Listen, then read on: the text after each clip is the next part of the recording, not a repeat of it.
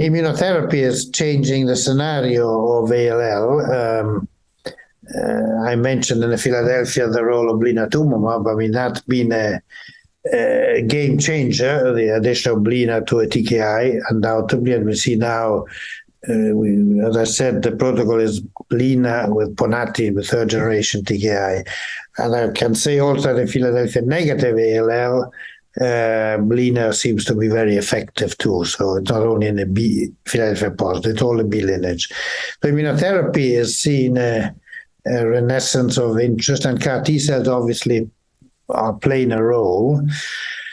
What can I say? No, there are some interesting data, but there are some limits there because so far, all the studies so far have been directed to very advanced disease, patients with multiple relapses, no other possibilities. And there have been some responses, but then most patients go to a transplant after that. So it means that you're having CAR T plus transplant, which is obviously quite cumbersome on patients. If it depends on the economic system you're living in, can be extremely expensive. So it depends where you're actually working and performing.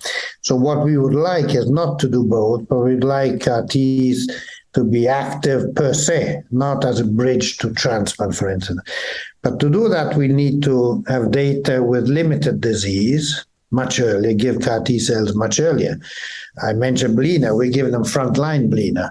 And that is where we have to play all our assets as much as possible, because we would like not to see relapses, particularly talking about acute leukemias, but to try to prevent relapse. So CAR T cell, I think we'll have to see when you use them early. I think it's too early to have any data.